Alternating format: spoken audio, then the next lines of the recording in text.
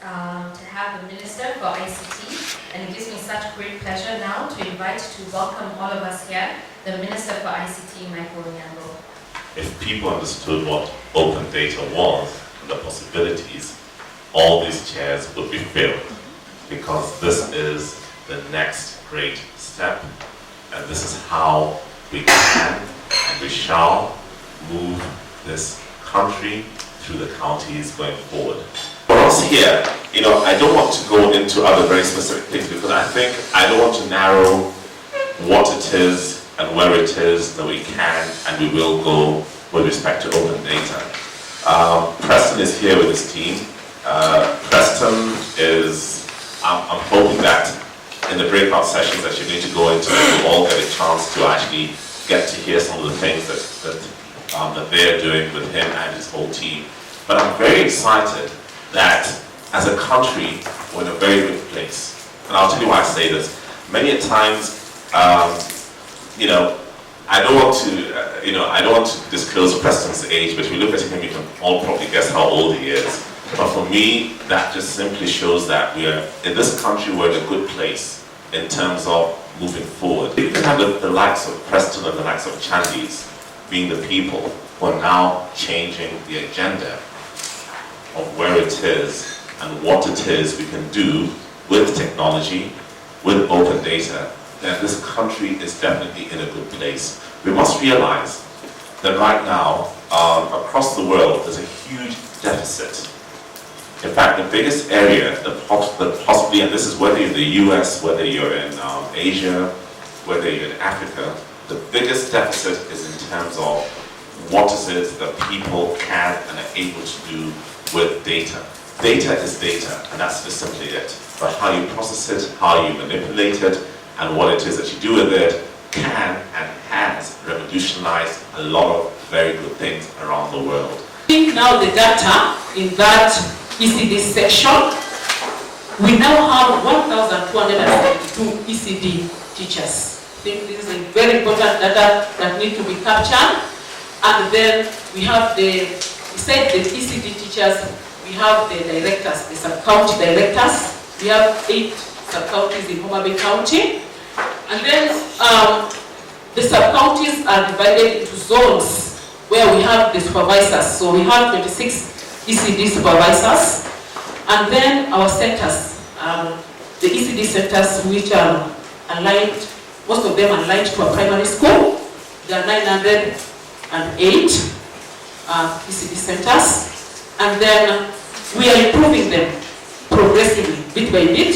Already we've done 24 new classrooms, 15 are ongoing, and others are in the procurement stage. Enrollment, in 2013, the enrollment was at 84,098. And then in 2014, because of the improvements that were done, the recruitment of the teachers, improvement in the materials, in those schools, the ECD, and we saw it went to 90,000.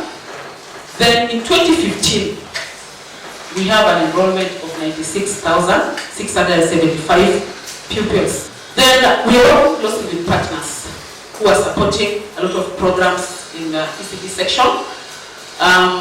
We have partners like Let's-Straw, who are dealing with wash projects like clean water, and we are doing distribution to schools.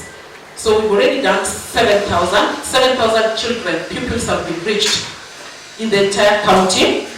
Then 57 ECD Let's-Straw units distributed in those centers to reach the 7,000 pupils. And I think going forward, we'll have to get more data. I think that's why we are here, getting more data.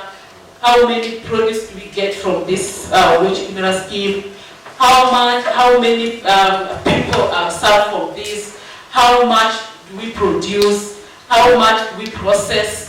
How much the impact on the food stuff? So I think we really have a lot to do together so that we get the exact data. If you don't have the kinds of statistics that Madam Ines is sharing, it's very hard to convince someone. You're telling them, we have hatcheries and we produce this number of, eggs and chicken. But then they say, can you show us the numbers? As an investor, I want to know, are those numbers improving? Are they, decreasing? Where do I put my money in? As a county, where do you put your money in? You want to invest in ECD, schools. You want to invest in universities. You want to, look at the number of youth who drop out of class 8 before they go to Form 4. If you don't have those numbers, it takes much longer to actually plan and to be able to do better resource allocation. So I would like to encourage all of us, and I know you're having the question on is it education and ICT, is it ICT, is it a combination? I would like to tell you that statistics are not sector specific.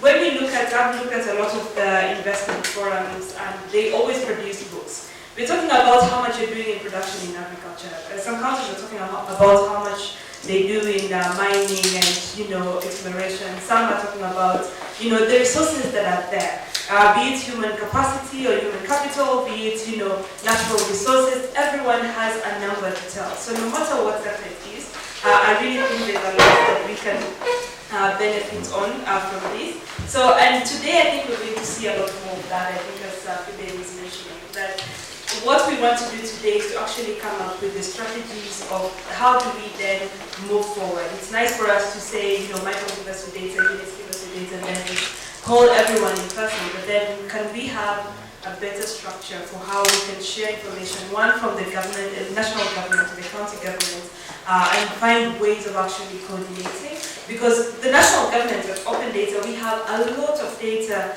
for the counties. We can tell you each county what the population is, how many schools you have, how many primary, tertiary, secondary schools, how many hospitals you have, what the allocation in the budget is. But one of the things we are noticing is most counties do not know. They will tell you need MPs and governors. I don't know how much agricultural production there is in my county. I do not know how many people qualify for university in my constituency. But we have all that data in this one context. So today is about, can we find a way of working together to be able to enrich each other from the national and to the county, from the county to the national. Mostly for me, and I think for our team, for resource allocation and risk planning, so that at the end of the day, the citizens can actually benefit because we have those numbers. So thank you, and again, welcome. A few weeks ago, it was Eurobond, and it was like, we need this, we need to know what happened with this money. Tomorrow, it will be your people from Kisumu County asking, we saw you allocated this to do this project here in this space. We don't see it on the graph. And it's important that we begin to link this, because the data is there, the information is there, but it's important we begin to link these sparsely separated data sets and bring them all together so that we understand what's going on. So in 2010 we passed a new constitution. It basically said every citizen has the right to access information held by state.